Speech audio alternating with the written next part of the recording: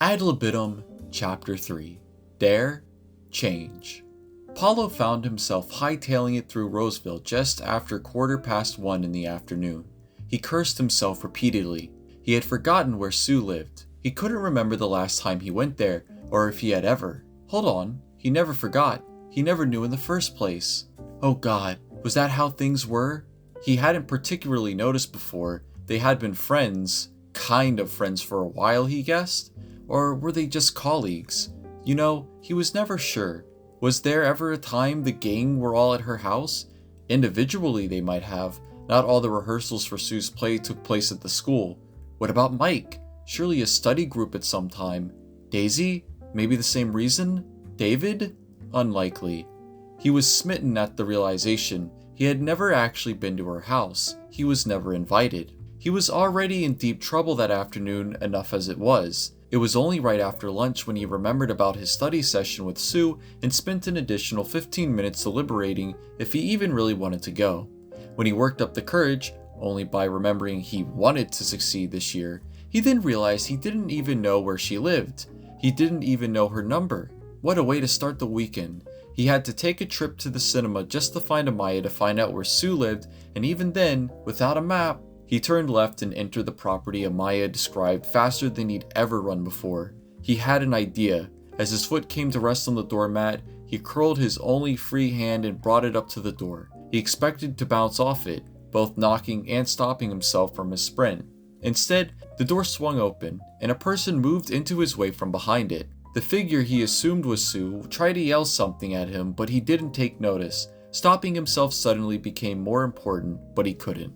He felt himself regain consciousness a few seconds later, realizing he was inside and on something else that was softer beneath him. It pushed him off in the same instant. "You idiot! You're late and you're clumsy!" Sue yelled at him as she got up. At least he was good with directions, he tried to muse with himself. The day couldn't get any worse, he was sure. They sat opposite each other at the living room table, their books by their side and a laptop computer shared between them, though mostly on and used exclusively by Sue's side. A little more than half an hour had passed, and already Paulo was certain that he had been killed in the earlier incident and he was currently in hell. He struggled to concentrate. His eye didn't make it any easier. He pushed the cooling pack into it a little deeper, another to the growing list of casualties, ignoring his pride, of course. Sue would apologize profusely about the damage. It had been coincidental her fist was raised as high as it was when he bowled through the door. She had been waiting for him for a while. Paulo thought better to let it slide. After all, he almost had given her a concussion for the second time in 2 days. It was the least he could do, right? Sue had taken no time in laying down the law. Paulo swore that she had almost been preparing it just for this occasion. It was delivered like a speech, and utterly predictable, first having declared early that nobody goes into her room without her permission, and he dared not drift further than the lounge or the bathroom. It was concise to say the least. Had they been closer friends at a younger age, it probably wouldn't have mattered.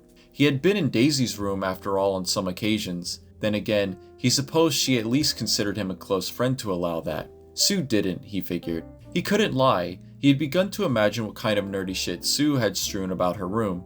But for some reason, that fact from before had made a part of him feel just a little sad. He glanced upwards from his workbook to Sue. She had the same idea, but hers pierced back, judging. It felt threatening. His eyes returned to the book.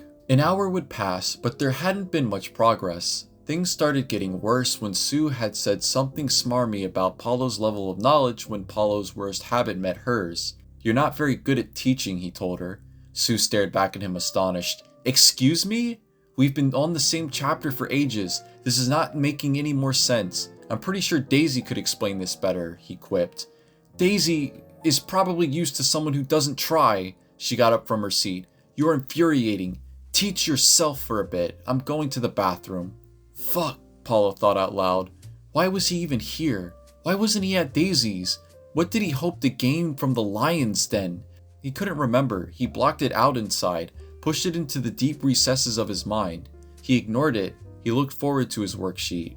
The part of his gut he never listened to wondered, but was astonished Sue didn't call it quits and he didn't find himself on the curb. Yes, it was true. She was having difficulty teaching him. She was getting ahead of herself in the work in a way that suited her.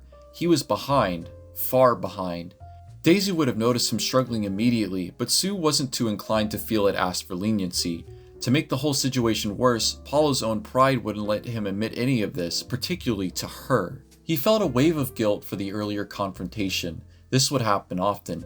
He'd run his mouth and then only think of the other person's feelings after it was done. It had been getting worse as of recent. He'd only realized how good he was at digging a hole to throw himself in. It pained him on the inside. He was sure he wasn't like this, really.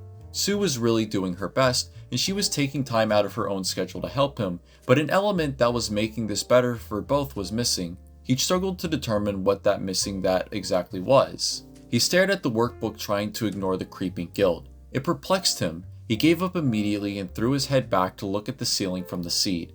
He began to have doubts. Was she teaching him wrong, or was he really this far gone? God, was the guidance counselor right about him?